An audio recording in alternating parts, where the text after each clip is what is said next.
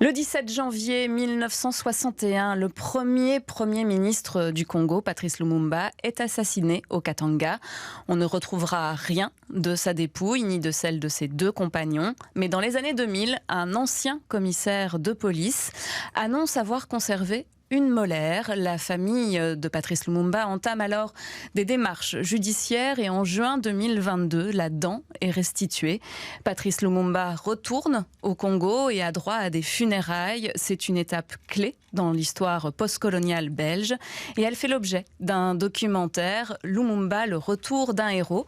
Et nous recevons un des réalisateurs. Bonjour Benoît Feut. Bonjour. Bonjour. Alors tout d'abord, comment est née l'idée de ce documentaire ? Alors ce documentaire est né en fait d'une proposition qui nous a été faite par les enfants de Patrice Lumumba via leur avocat, un peu avant l'organisation des cérémonies de restitution de la dépouille de Patrice Lumumba. En fait, ils avaient la possibilité d'avoir une équipe de télévision avec eux au moment solennel de la remise de cette dent, de cette dépouille. Et ils nous ont proposé d'être là. On s'est dit que c'était une bonne idée, mais que c'était dommage de s'arrêter là. Donc on a souhaité pouvoir suivre tout le schéma, tout le programme de restitution de cette dépouille qui partait de Bruxelles jusqu'à Kinshasa, en passant par plusieurs étapes au Congo, notamment le village natal de Lumumba, Onaloa, au milieu du Sankuru, passé aussi par Kisangani, qui était le bastion politique de Lumumba, et par Chilatembo, qui est le lieu de son assassinat. Alors on a fait tout ce périple, on a suivi toute cette épopée, mais on a surtout voulu poser des questions, et notamment savoir ce qu'il restait aujourd'hui de la mémoire de Patrice Lumumba, tant en Belgique qu'au Congo. Alors avant d'aller plus loin dans notre entretien, je vous propose de regarder une partie de la bande-annonce du documentaire. Et ici, j'ai le reste d'une personne historique très importante. Le voilà. Et c'est tombé ou vous l'avez Arraché. Wij zijn chirurgen, we kenden dat allemaal niet. Dus die lichaam moest handelbare stukken gezaagd worden en dan in dat vat van 200 liter. Personne, ni belge, ni congolais, n'a été interpellé, ni jugé. Il n'y a aucun assassin. Le retour de Lumumba, c'est le Congo qui rentre au Congo.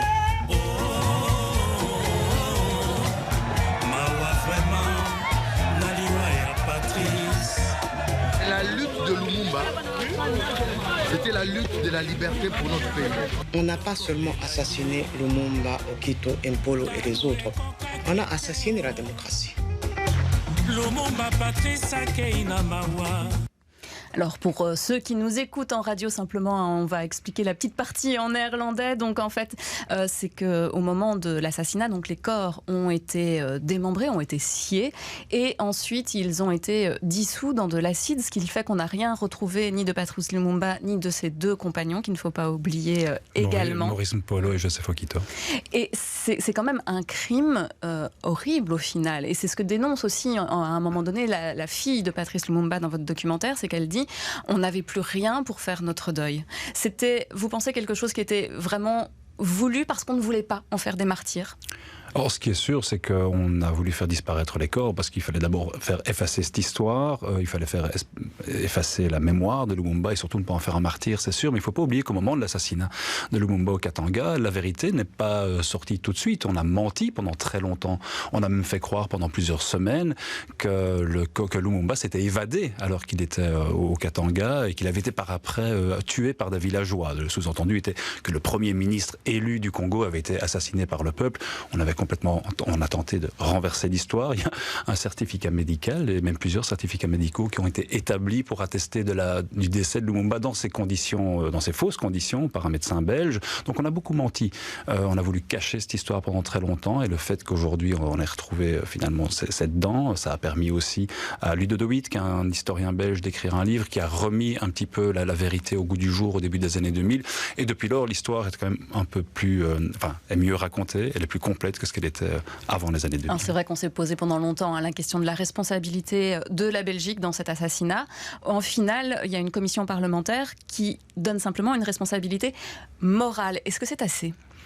Alors, de l'avis de beaucoup de Congolais notamment, et même de Belges qui ont suivi cette histoire, on aurait pu aller nettement plus loin. Et c'est ce que nous dit notamment Isidore Ndaiwe-Leziem, qui est un grand historien congolais, peut-être le principal historien congolais au Congo aujourd'hui, qu'on a pu interviewer dans ce documentaire. Il nous dit à un moment que selon lui, cette responsabilité morale, c'est une tournure de phrase. En fait, il faudrait parler de responsabilité tout court. Et si on retrace tout l'enchaînement des faits, on n'a peut-être pas l'occasion de le faire ici, mais c'est fait dans le documentaire, c'est un des intérêts du documentaire, c'est qu'il revient complètement sur cette histoire. On réalise que la Belgique a plus qu'une responsabilité morale dans cette affaire. Oui, parce que c'est ce que dit aussi à un moment donné la fille de Patrice Lumumba dans votre documentaire, c'est qu'il n'y a pas d'assassin en réalité. Et c'est ça qui pose aussi un souci. Il n'y a pas d'assassin, il n'y a pas de responsable en fait quelque part. Le seul qui est encore avec une justice, en tout cas un procès qui est avec lui, c'est Étienne d'Avignon. Oui, qui a plus de 90 ans aujourd'hui et qui, il faut bien reconnaître, à l'époque n'était pas un des principaux décideurs, c'était un second couteau à l'époque. Mais donc l'assassinat a lieu le 17 janvier 61. On ment pendant de nombreuses années. Il ne faut pas oublier que la Belgique a placé Mobutu, a soutenu Mobutu au Congo pendant presque 32 ans. Ça n'a pas aidé non plus à raconter réellement la vraie histoire. Et pendant tout ce temps-là, ça s'est un petit peu dissous. On a essayé d'oublier qui était Lumumba. On a essayé d'oublier sa mémoire. Et aujourd'hui... jusqu'à ce que cette dent réapparaisse. Jusqu'à ce que cette dent réapparaisse. Donc ce qui fait que pendant 40 ans, on n'a rien dit. Les principaux instigateurs et acteurs ont fini par décéder. 60, on parle d'il y a plus de 62 ans maintenant. Et puis à partir des années 2000, on a un procès a commencé à être mis en place par la famille, notamment par les enfants, qui ont défini une dizaine de noms qu'ils souhaitaient poursuivre, qu'ils considéraient comme responsables ou co-responsables de l'assassinat. Le problème, c'est que cette procédure a tellement duré. Aujourd'hui, sur les 10 personnes qui étaient nommées, il n'en reste plus qu'une de vivante, à savoir Étienne d'Avignon. Est-ce que ça pourrait être les lenteurs classiques de la justice ou on aurait quand même ralenti un peu le processus, selon vous ? Je vais plutôt me référer ici à ce que disait l'avocat de la famille. Je pense qu'il y a d'une part pas une volonté d'accélérer les choses, ça c'est très très clair. Maintenant, la justice est lente, on le sait aujourd'hui. Je pense que le problème, il vient surtout du fait qu'après l'assassinat en 61 jusqu'au début des années 2000, la Belgique n'a rien fait. Et pendant ces 40 ans, il y avait moyen d'aller chercher les principaux instigateurs. Il y avait moyen d'interpeller les ministres belges qui avaient pris des décisions à l'époque pour déporter Lumumba de Kinshasa au Katanga, où on savait très bien qu'il était voué à une mort certaine. Le Gérard Sout qui a pris cette dent dans sa poche, il est mort de sa belle mort, il n'a jamais été poursuivi. Donc il y a beaucoup de... On a perdu beaucoup de temps et aujourd'hui, on a surtout l'impression que cette histoire est entachée profondément d'impunité. Est-ce que cet assassinat, finalement, effectivement, c'est un fait historique très important pour le Congo, pour la Belgique, on l'a compris aussi, mais est-ce que vous pensez que ça a aussi une influence sur l'histoire du Congo et du continent africain en entier ? Et l'héritage aussi. Très certainement, et là on pourra en faire une émission complète. En fait, tout d'abord, le fait d'avoir assassiné un Premier ministre élu au Congo, c'est un acte criminel. La fille de Patrice Lumumba le dit, on a assassiné plus qu'un homme, on a assassiné la démocratie dans ce pays. Par ailleurs, il ne faut pas oublier la raison pour laquelle Lumumba a été écarté du pouvoir, démis à l'instigation des Belges. C'est parce qu'il avait comme intention de mener une politique qui allait tout à fait à l'encontre des intérêts des Belges. Lui, son but, c'était de faire redistribuer la richesse du Congo au pays. Et aux Congolais principalement, et ça évidemment c'était pas vraiment dans cet état d'esprit-là qu'on devait penser l'indépendance en Belgique en 1960. Donc oui, c'est une histoire sordide sur toute la ligne. Oui. On voit quand la dent revient en tout cas au Congo en 2022, donc le 30 juin 2022, on voit toute la ferveur qu'il y a encore autour du personnage de Patrice Lumumba, et en même temps on sent qu'il y a quand même certains qui ne savent plus très bien qui il est. Ça s'oublie. Vous avez eu quelle impression, vous ? Quel est votre sentiment par rapport à ça ? Alors ce qui est sûr, c'est que de la ferveur et de la vraie ferveur spontanée, il y en avait à Onaloa, dans le village natal de Lumumba, quand on a ramené sa dépouille au cours de ces cérémonies de restitution. Il faut savoir que ce village natal, il est au cœur d'une région complètement enclavée, isolée, qui s'appelle le Sankuru. Et la restitution de la dépouille, le passage de la dépouille de Lumumba, c'est un peu l'événement du siècle sur place. Donc les gens se sont vraiment mobilisés, ils avaient un affect très très évident.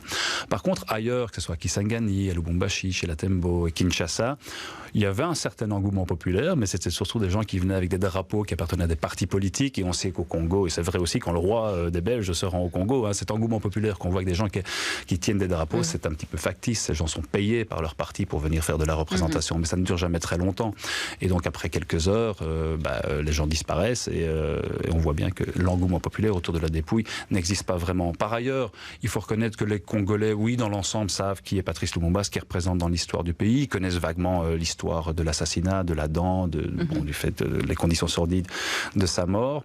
Mais au-delà de la récupération politique, aujourd'hui, qu'il y a autour du personnage de Lumumba, il y a surtout des préoccupations très très différentes. Les Congolais aujourd'hui sont surtout préoccupés par la crise économique qui les frappe, la situation de précarité dans laquelle ils vivent, la corruption qui gangrène le pays, l'agression des pays voisins, notamment du Rwanda à l'Est. Ça, ce sont les préoccupations des Congolais aujourd'hui. Donc la mémoire de Lumumba, oui, mais c'est pas vraiment une priorité. Oui, finalement, c'est peut-être plus une priorité pour la diaspora congolaise qui est présente ici, en Belgique. On le voit bien aussi, après, vous abordez la question de la décolonisation, notamment de l'espace public. Il y a eu aussi des propositions ces derniers temps, on en a beaucoup parlé à Bruxelles pour cette décolonisation. On parlait tout à l'heure de Pascal Smets qui veut encore aller dans ce sens. Là aussi, on est dans quelque chose où on a l'impression que la Belgique n'a pas finalement réglé vraiment ses problèmes de conscience là-dessus. Non, clairement, et on a bien vu à quel point c'était difficile lorsque la commission, il y a cette commission parlementaire qui devait se pencher sur le passé colonial belge, bon, il n'arrive pas à aboutir à des conclusions. Oui. Ça prouve bien qu'on a quand même toujours du mal aujourd'hui à aborder son passé colonial en Belgique. Alors, il faut savoir qu'il y a dans le monde des centaines de lieux qui sont dédiés à Patrice Lumumba. Il y a même eu des universités, il y a des avenues, il y a des grandes places, il y a des rues. En Belgique, on a péniblement donné un coin de square au bord d'un grand boulevard, de la petite ceinture et d'une porte de métro. À 2 pas de Matongué. Voilà, donc il y avait une... Bon, ça a le mérite d'exister, mais c'est quand même peut-être pas... L'ampleur aurait pu être autre.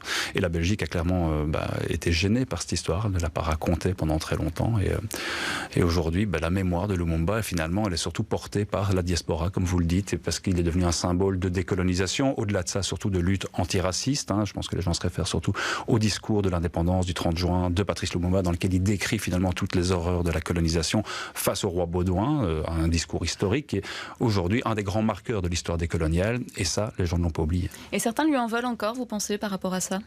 À ce discours, justement, très fort ? Alors je vous donne un sentiment très très personnel. J'ai surtout l'impression que c'est une question de génération et que les gens qui en voulaient à Lumumba, progressivement avec le temps, ils ne sont plus là, et qu'aujourd'hui les gens qui vivent en Belgique, peu importe leurs origines, qu'ils soient belges de souche, comme on dit maladroitement parfois, ou belgo-congolais ou belgo-africains, enfin bref, l'ensemble de la population, en tout cas la majorité de la population, est consciente que la colonisation était une horreur, et que ce que Lumumba a dit ce jour-là, c'était juste la vérité. Benoît Feith, en tant que réalisateur, vous êtes dit ça va être compliqué ou au contraire ça va être simple, parce que évidemment vous étiez accompagné par la famille? Alors c'est jamais simple d'aller au Congo et de tourner au Congo, ça c'est une vérité absolue, mais c'est toujours un plaisir parce que ce pays est absolument fascinant, parce qu'il y a il y a tellement de choses à raconter, on en parle tellement peu. Non, c'était pas compliqué, c'était vraiment pour nous. Et alors on est plusieurs à avoir réalisé ce film, ça c'est peut-être important le moment de le dire. Il y a Quentin Noirfalis avec lequel j'ai travaillé, qui est quelqu'un qui est un réalisateur extrêmement expérimenté. Il a fait plusieurs films sur le Congo, il a notamment fait un très très bon film qui s'appelle Cobalt, sur l'exploitation des matières comme le cobalt. Quentin parle plusieurs langues congolaises, il parle le lingala, il comprend le swahili, donc il a une belle expérience, et avec lui, moi j'ai sincèrement beaucoup appris. Moi je n'ai pas d'expérience de réalisateur, Quentin oui, donc je voudrais d'ailleurs le remercier, il m'écoute certainement, il m'écoutera, pour tout ce qu'il a apporté. On a aussi travaillé avec Dieudo Amadi au Congo, parce que l'idée n'était pas de suivre uniquement les cérémonies de restitution en interne, enclavées, embedded comme on dit, avec la famille, avec le gouvernement, mais aussi d'aller tourner en dehors, et ça, Dieudo nous a permis de le faire. Dieudo Amadi, qui est aussi un réalisateur expérimenté, il a présenté le premier documentaire congolais à Cannes il y a quelques années, qui s'appelle En route pour le milliard. Je vous propose de le voir, je souhaite un jour de le voir, c'est excellent. Donc voilà, à trois, on a pu aussi avoir plusieurs regards convergents, et j'ajouterais que la voix off du film, c'est aussi une comédienne, Betita Sanjo, qui nous l'a proposé. Donc il y a de la musique sur ce film original faite par Rodriguez Van Gama. Donc on a quand même essayé de créer un film qui n'est pas, pour dire simple, qu'un film de blanc. On a fait ça main dans la main, belge et congolais, pour essayer d'avoir un regard finalement commun sur cette histoire commune. Et le plus neutre possible. Alors ce documentaire, il est projeté pour la première fois ce soir au cinéma Vendôme, mais je crois que la séance est complète, malheureusement. Alors malheureusement pour ceux qui auraient voulu venir ce soir, heureusement pour nous, je vous le cacherai pas, mais heureusement pour tout le monde, on a des bonnes nouvelles, parce qu'on a déjà, le Vendôme nous a déjà proposé une deuxième date, parce que visiblement il y a de l'engouement, et c'est une excellente chose. Donc le documentaire sera à nouveau projeté démarrer le 19 juin à 19h au Vendôme. Il sera également projeté le 28 juin à 20h de cinéma à Anvers. C'est une projection qui est soutenue par le musée de Tervuren notamment, qui sera aussi suivie d'un débat. Encore d'autres dates à venir à Bruxelles. Si je peux juste me permettre de vous renvoyer vers un site internet sur lequel toutes ces dates seront affichées et sont déjà en partie affichées. Il faut donc aller sur lumumba-lefilm.be lumumba-lefilm.be et sur ce site vous aurez non seulement le teaser mais en plus toutes les dates à venir pour aller voir ce film qui sera également projeté à Kinshasa normalement en septembre. Super, et écoutez, merci beaucoup Benoît Feuille d'être venu pour nous raconter cette histoire qui fait partie de l'histoire de Belgique et qu'il faut enseigner aux enfants, même si ça ne sera pas tout de suite dans les manuels scolaires. Mais... Merci beaucoup pour l'invitation. Merci à vous.